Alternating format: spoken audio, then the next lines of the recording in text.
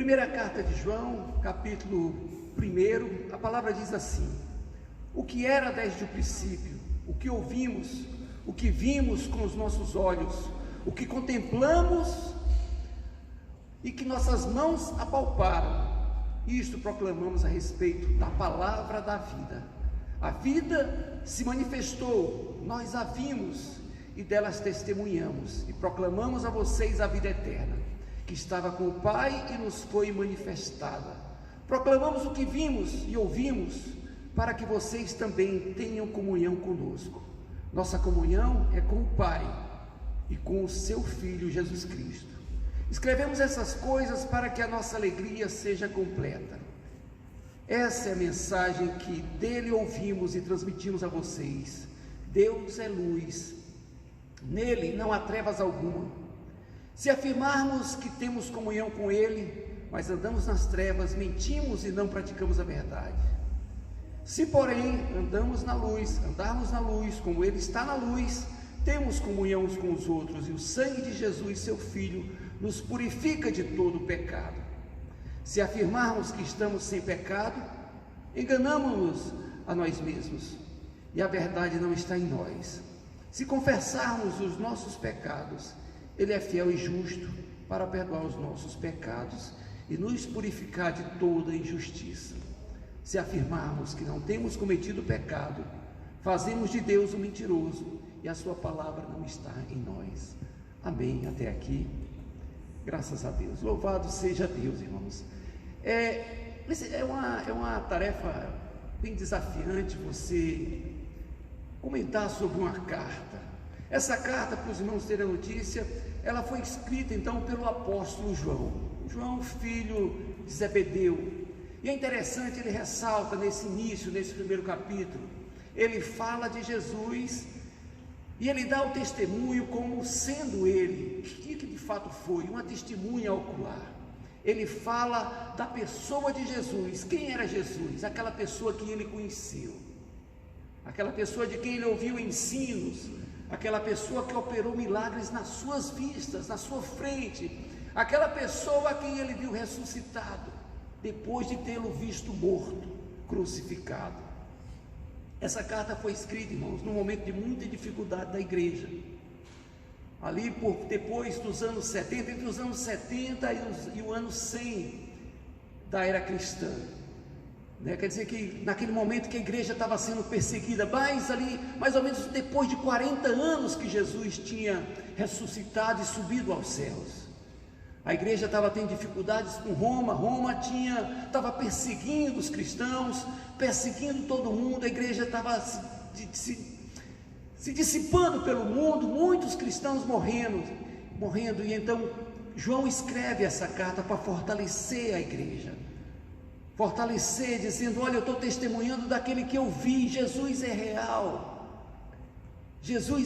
eu vi os milagres, eu estive com ele, eu abracei ele. A Bíblia fala que João colocava a cabeça no peito de Jesus, e ele chama Jesus de a vida, a vida, Jesus é a vida. João dá esse tipo de testemunho. Então você vai ver nesse livro da primeira carta de João dando o testemunho de algo que ele viu, de algo que ele tocou. Ele fala da Trindade, ele fala de Jesus, o Filho de Deus, e fala do Deus Pai, e fala do Espírito Santo, fala da importância de amar a Deus e de amar ao próximo, Não adianta você amar a Deus e não amar o próximo. Se você não ama o próximo, você é mentiroso, você não ama a Deus. Uma coisa está intrínseca, está ligada à outra. E ele fala da necessidade de termos comunhão com o Senhor, fala da necessidade de nós preservarmos íntegra a palavra de Deus em nosso coração, não darmos ouvido às falsas doutrinas, àqueles que não vêm de Deus. Ele chama de anticristo todo aquele que prega contra a palavra de Deus. É isso que a gente vê nesse livro de João. Nesses primeiros versículos, ele fala de Jesus, ele apresenta Jesus, ele chama Jesus de a vida, e Jesus disse isso a respeito de si. O próprio João escreveu no Evangelho de João, no capítulo 14, a palavra de Jesus dizendo: eu sou o caminho, eu sou a verdade, eu sou a vida. Jesus é a vida, aleluias, e é algo real, Jesus é real. É interessante, eu tive essa semana, na segunda-feira, celebrando um culto na casa de uma pessoa que tinha perdido um ente querido, né? Na casa do meu cunhado, ele tinha perdido a sogra dele, e nós falávamos sobre a vida, que não tem sentido a vida sem Jesus. Qual o sentido de uma vida sem Jesus? Se você não tem Jesus, a sua vida não tem sentido. Por que eu digo que não tem sentido? Porque tanto faz você morrer hoje ou morrer com 100 anos, tanto faz uma pessoa que vive 100 anos ou uma pessoa que morre ao nascer. Morreu, acabou, porque se não tem Jesus, não tem uma expectativa de vida eterna. E se a vida não vai seguir após a passagem desse corpo terreno, para que serve? Tanto faz você morrer no nascimento ou morrer depois de 100 anos, morreu, acabou. Mas se você acredita na mensagem de Jesus, aí a situação muda. Por quê? Porque Jesus é a vida. A vida tem um sentido diferente. Tanto que a vida sem Jesus não é vida, é morte. E é morte eterna. João conheceu a Cristo, e ele diz com propriedade, repete as palavras de Jesus, que diz: Jesus é a vida, porque Ele é o caminho, Ele é a verdade, Ele é a vida. E importa que conheçamos a Cristo a cada dia. E João sente essa necessidade de, nesse momento de crise da igreja, quando a igreja estava sendo perseguida, tantos cristãos morrendo, cadê Jesus? Na hora da dificuldade, cadê Jesus? E João reafirma: olha, Jesus é a vida. Com Jesus morrer vale a pena, porque a morte seria a passagem para a vida eterna. E João então apresenta esse Jesus que é a vida, e que não é só uma vida, é a vida eterna. Jesus, irmãos, Ele é o Emanuel, Ele é Deus conosco, Deus habitando em nós. E esse é o convite que João nos faz: venha conhecer a Jesus, permita que Ele habite dentro de vocês. Jesus é esse ser, esse Deus todo-poderoso, que desde o início sempre existiu. E Ele fala, João fala, e que nada do que foi feito teria se feito se não fosse pela mão de Jesus. Jesus é a palavra que na criação disse: haja luz, haja sol, haja terra. Aleluia. Jesus é o Verbo que se fez carne e habitou entre nós. Aleluias. E João diz que o propósito de Jesus nessa vinda dele à terra, nesse momento onde ele habitou com os homens, foi para que nós conheçamos o Pai, e conhecendo a Ele tenhamos vida, e vida em abundância. Aleluia. Jesus é a luz que nos clareia, que clareia na escuridão, afasta as trevas.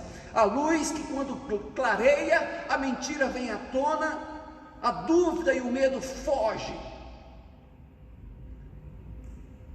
porque o pecado não subsiste diante da luz, diante do poder de Jesus. Agora tem outro aspecto. Por outro lado, na hora que essa luz brilha, ela também vai revelar o que tem no teu coração. Você vai ficar exposto. Posso estar bonitinho, arrumadinho aqui na frente, mas a luz de Jesus reflete o que tem dentro do meu coração. Ele alcança o que está no íntimo do meu coração. E aí tem chance de sermos sepulcros caiados, se tiver bonito só por fora. E o nosso convite então é de a gente deixar Jesus entrar em nossos corações e transformar as nossas vidas a cada dia, a cada instante, né? Afastando a mentira, afastando a dúvida, afastando o medo, permitindo que a gente encontre o caminho de verdade, o caminho para essa vida abundante que Ele traz, a fim de que a nossa alegria nele seja completa. Louvado seja Deus. Depois desse culto lá, por ocasião então desse convite da família, depois do enterro do ente querido, a gente meditava sobre a vida, sobre quão efêmera é a vida, quão frágil é a vida. Tiago escreve dizendo assim: digo-vos que não sabeis o que acontecerá amanhã. Tiago 4, versículo 14. Porque que é a vossa vida? É um vapor que aparece por um pouco e depois se desvanece. O que é a nossa vida? Quão frágil nós somos.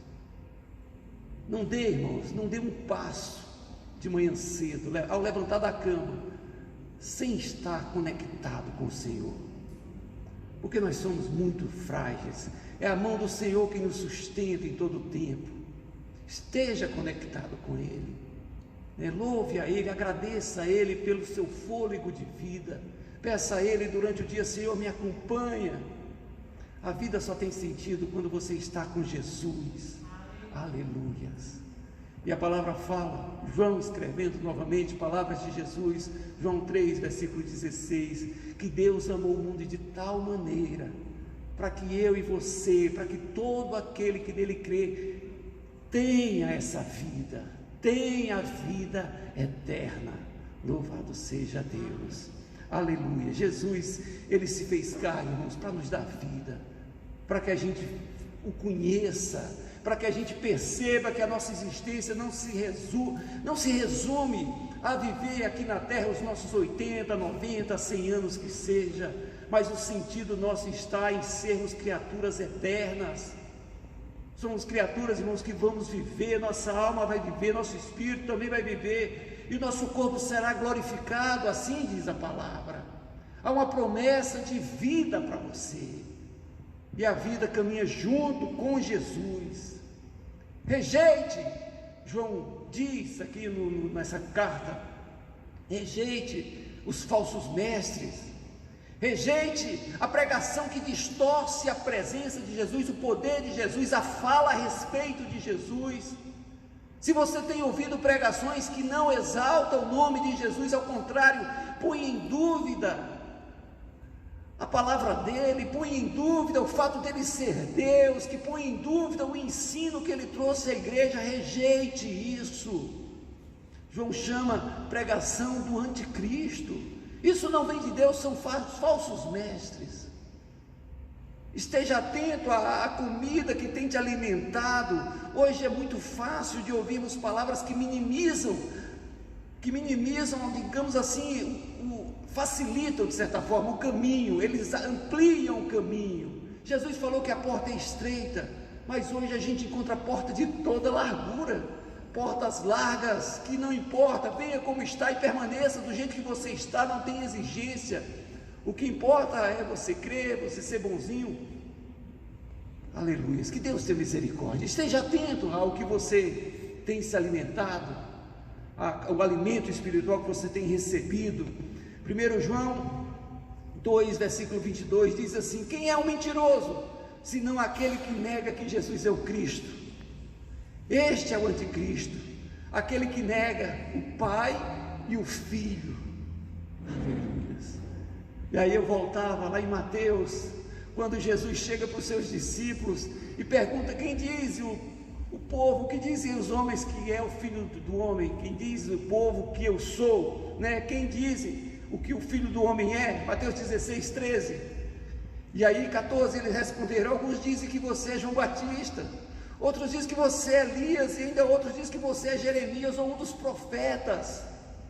E então Jesus pergunta para os próprios discípulos: e vocês? Quem vocês dizem que eu sou? Irmãos, não tenha dúvida a respeito de quem é Jesus na sua vida, não tenha dúvida. Os discípulos, então, Pedro, que era um dos mais afoitos, ele diz, versículo 16: tu és o Cristo, o Filho do Deus vivo. Se a pregação que você tem ouvido não vai nesse sentido, se não apresenta Jesus como o Salvador, o Messias, o Filho de Deus, Jesus como Deus na sua vida, Deus para nós, Emanuel, Deus conosco. Afaste-se, porque vai indo contra o que a palavra de Deus ensina. Aleluias. Não importa quem esteja pregando, se a pregação foge disso, não vem de Deus. Aleluias. Louvado seja Deus. João prega, irmãos, nessa primeira carta, de um Jesus próximo, um Jesus que ele pôde experimentar, um Jesus que se encontrou com ele, um Jesus que o abraçou, um Jesus que falou ao seu coração, um Jesus que orientou o caminho para que ele seguisse. E aí a gente pode muitas vezes se pegar pensando, mas Guaraci, hoje nós já estamos 2000 e tantos anos depois, Jesus já está no céu. Como assim ouvir a voz de Jesus? Não dá para se sentir abraçado por Jesus. Mas eu discordo, irmãos. Eu digo que Jesus está ao nosso alcance. Ele disse, Jesus disse, que onde estiverem 2 ou 3 reunidos em meu nome, ali eu estou.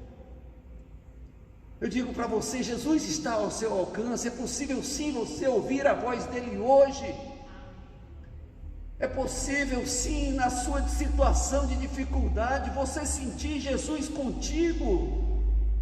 É possível sim você se sentir abraçado tal qual João se sentiu. Jesus não está distante, ele está no meio de nós. Louvado seja o nome do Senhor, irmãos. Creia nisso. Não foi a proximidade do corpo físico de Jesus ali que fez João crer em Jesus. A gente crê pela fé. Eu lembro de Tomé. Tomé chegou no meio dos discípulos e falou: não acredito que o mestre ressuscitou, não acredito, só se eu ver ele, se eu passar o dedo ali na ferida, se eu colocar a mão do lado dele, sim, aí eu vou crer. Jesus então aparece para Tomé e fala: Tomé, vem cá, põe a sua mão aqui no meu lado, veja minhas feridas. Aleluias. E aí Jesus disse: porque me viu, você creu. Felizes os que não viram e creram. Aleluias. Feliz será você por crer no Senhor sem estar vendo, por perceber o Senhor ao seu lado, mesmo quando teus olhos físicos não te mostram. Mas, irmãos, como Deus tem estado ao lado da sua igreja nos dias de hoje, irmãos. O Senhor está conosco, nos protege, nos livra, nos guarda, e o Senhor fala conosco nos dias de hoje, ainda nos orienta. Busque perceber, é possível sim nos dias de hoje falar com Jesus, é possível sim você se calar e ouvir a voz de Jesus no seu coração, desde que você tenha esse desejo sim de conhecê-lo, de estar com Ele. Creia no Senhor Jesus, assim como João creu, assim como Tomé creu. Tomé foi sincero, e o Senhor Jesus apareceu e ele se arrependeu. Creia no Senhor Jesus. Aleluia, louvado seja Deus. E quando você nasce de novo, irmão, quando você recebe o Senhor como o seu Salvador, quando você crê que Ele é o Filho de Deus, a porta do teu coração então é aberta para que Ele entre e que Ele faça morada na sua vida. Tenha sempre essa convicção de fé, de que você hoje é uma nova criatura, que você já não pertence a si mesmo, você pertence ao Senhor. E é Ele quem vai te conduzir, Ele é que vai manifestar o seu poder na sua vida, te dando esclarecimento muitas vezes a respeito de situações difíceis, a respeito da interpretação da própria palavra, a respeito de negócio que você vai fazer, de destino que você quer dar à sua própria vida. Creia que o Senhor Jesus pode sim, nos dias de hoje, falar com você. E hoje nós somos também a igreja, estamos aqui também a cumprir um papel, e João, nessa primeira carta também, ele mostra isso, quando ele fala: olha, estou testificando a respeito de Jesus. Versículo 3 desse capítulo 1, ele diz: nós lhes proclamamos o que vimos e ouvimos, para que você também tenha comunhão conosco. É importante você ter essa convicção, você que já aceitou a Cristo, que você tem um papel de repercutir essa mensagem de salvação. Se foi a vida que você encontrou, se você tem sido abençoado, por que guardar só para si? Leve essa palavra a outras pessoas que ainda não conheceram a Cristo, que ainda não tiveram a sua própria experiência. Porque, irmãos, quando você aceita a Cristo, quando o Espírito Santo faz morada em você, a sua vida é modificada. A Bíblia diz que a gente começa a perceber dentro de nós amor, alegria, paz. E isso, irmão, independente da circunstância. Tatiana leu da situação do Filipenses, Paulo escrevendo: olha, eu sei o que é contentamento. Posso passar dificuldade, posso estar com abundância, mas eu estou contente, eu tenho paz. Isso é o Senhor Jesus nas nossas vidas, por isso devemos testemunhar desse amor, e João nos convida a isso, falar da presença de Jesus que traz amor, alegria, paz, traz paciência. Irmãos, é tão comum encontrar casais que de repente o marido tinha aquele temperamento mais explosivo, mais bruto, e que depois que recebe Jesus no seu coração, o homem é transformado. Aquele homem que estava ligado só na bebida, chegava em casa com violência, aceita a Cristo, muda os seus hábitos e se torna um homem manso, que se identifica com Jesus. Isso é um fruto do Espírito: paciência, amabilidade, bondade, fidelidade, mansidão, domínio próprio, benefícios da pessoa que anda com Jesus. Daí a importância, compartilhe, para que as pessoas também possam ter essa experiência libertadora. João continua a escrever, lá no seu Evangelho, capítulo 8, versículo 32, e conhecerão a verdade, e a verdade os libertará. Jesus é essa verdade, Jesus é a verdade que vai libertar. Eu não sei como anda a sua vida, mas se tem problema, de repente é um relacionamento, de repente é um filho, de repente é um negócio, chama Jesus para te ajudar, porque é Jesus nas nossas vidas que vai trazer a solução. A verdade, Jesus é a verdade, e Ele nos liberta a sua mente. Você vai estar com o coração feliz, de repente a casa está caindo, mas você está seguro: eu estou com o Senhor Jesus. Eu lembro de uma história de uma pessoa que contou que a casa estava pegando fogo, ela estava fora e recebeu a ligação: olha, a sua casa incendiou, está pegando fogo. Ela ficou tranquila, falou: não, Jesus vai me dar uma saída, Jesus vai me providenciar algo melhor, não estou preocupado, vou para casa tranquilo, já queimou, então não tem o que eu fazer. Confiou no Senhor completamente. Que a gente possa confiar completamente nossas vidas no Senhor. Aleluias. Paulo, ele teve a experiência maravilhosa de conhecer a Jesus, e depois que ele conheceu a verdade, que ele conheceu a vida que há em Jesus, ele escreveu lá em Romanos 8, versículo 35: quem nos separará do amor de Cristo? Será a tribulação? Será que é porque a casa está caindo? Será que é porque eu perdi o emprego? Um ano desempregada, a irmã contou aqui, a irmã Alessandra, ela e o esposo, e aí vou desesperar, vou morrer, vou me cortar. Confia no Senhor. Paulo disse: não será a tribulação, não será a angústia ou perseguição, não será a fome ou a nudez, o perigo ou a espada. Não é isso que vai me separar do amor de Deus. Ele continua, versículo 36, como está escrito: por ti enfrentamos a morte todos os dias, somos considerados ovelhas destinadas ao matadouro. Paulo tinha conhecido a Jesus, ele falou: Senhor, contigo eu vou além, não importa, eu vou além com o Senhor. Mas em todas essas coisas, versículo 37, somos mais que vencedores por meio daquele que nos amou. Jesus te amou primeiro. Aleluias. Jesus é a verdadeira vida, que mesmo na luta te satisfaz, que mesmo em meio à guerra vai te trazer paz. Você vai ter tranquilidade. Aleluias. João continua a falar, e aí ele vem e diz: olha, mas vai ter obstáculos. Existem obstáculos que podem te atrapalhar de viver essa vida que Jesus tem para você. E um dos obstáculos que ele fala é o pecado. O pecado tira a nossa comunhão com Jesus. O pecado, ele pode nos conduzir, ao invés de conduzir à vida eterna, nos conduzir à morte eterna. Então esteja atento com o pecado. O que é o pecado?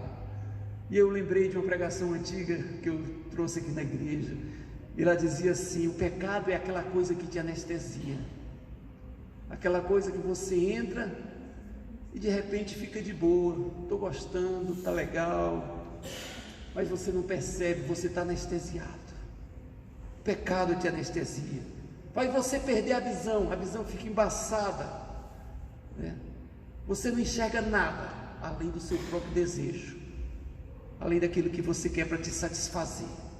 E aí você vê um marido de repente deixando uma esposa que ama para arriscar a vida com alguém aí no mundão, né? O filho de repente sai de casa e fala: pai, eu quero viver a minha vida, eu quero ter a minha liberdade. O pecado cega. O pecado é aquela coisa que faz a pessoa perder a noção da realidade. O amigo pode até chegar, o pai, a mãe chega e fala: menino, olha o que você está fazendo com o seu corpo, né? Veja o que você está fazendo com a sua família, o que você está fazendo com o seu emprego. Você vai perder o emprego. Ele não percebe. Você vai perder a sua liberdade, você vai perder a sua vida. Irmãos, e como tem pessoas perdendo a vida, envolvidas no pecado. A quantidade de pessoas, irmãos, formadas, médicos até, morando na rua, por conta de um apego louco por um vício. E aí você pergunta para essa pessoa: rapaz, você não está vendo o que você está fazendo? E ela diz: cara, não tem nada a ver, estou de boa, não tem nada a ver. O pecado é isso que te arrebata, te cega, te anestesia, né? O pecado esgota os seus recursos, te exaure. A pessoa tinha tudo e daqui a pouco não tem nada, não tem mais saúde, por conta dos exageros, né? Não tem mais saúde emocional, até queima os neurônios, a pessoa fica como que doente, fica até difícil, se não for Jesus, fica difícil até de voltar. Socialmente a pessoa perde a moral, perde a reputação, perde a dignidade, perde os amigos, perde o emprego, perde o dinheiro. O pecado, irmãos, faz isso na vida das pessoas. João fala para nós: há uma saída, há uma saída. Jesus é a saída. Ele ensina para a gente no versículo 9 desse capítulo que nós lemos, 1 João capítulo 1, versículo 9: se confessarmos os nossos pecados, Ele é fiel e justo para nos perdoar os pecados e nos purificar de toda injustiça. Há uma saída para o pecado. A saída é Jesus. Agora é interessante que nesse caminho Jesus é a luz, então venha para a luz. Ah, mas agora assim, se eu for para a luz, vai ver vai revelar o que está no meu coração. Irmãos, o que está no teu coração não está escondido de Jesus, Jesus já sabe. É como naquela questão da Santa Ceia. Jesus convida a gente a participar da Santa Ceia. Ele fala: examine-se o homem a si mesmo, e assim coma desse pão e beba desse cálice. Ele não fala: examine-se o homem a si mesmo, e se tiver pecado, não coma do pão, não beba do cálice. Irmãos, o desejo do Senhor Jesus é que você olhe para dentro de si, se examine e se arrependa, e se converta dos seus maus caminhos e retorne para Deus. Ezequiel, no capítulo 33, ele traz uma fala de Deus ao povo de Israel. Quando o povo de Israel pecava, aí o Senhor mandou dizer essa palavra, dizendo assim, Ezequiel 33, versículo 11: vivo eu, diz o Senhor Deus, não tenho prazer na morte do ímpio, mas em que o ímpio se converta do seu caminho e viva.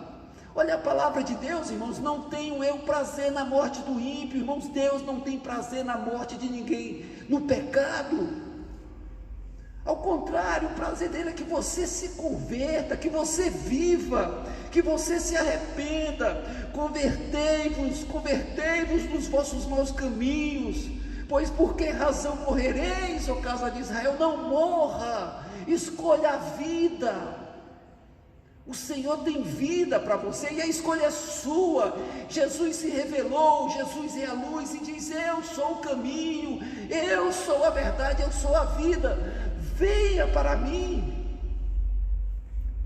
Não deixe que o pecado te cegue, que o pecado te esconda, que o pecado faça você fugir da presença de Deus. Examine-se o homem a si mesmo e se arrependa, queira. Eu acho que a palavra-chave é essa: queira mudar de vida, queira se tornar hoje uma pessoa melhor.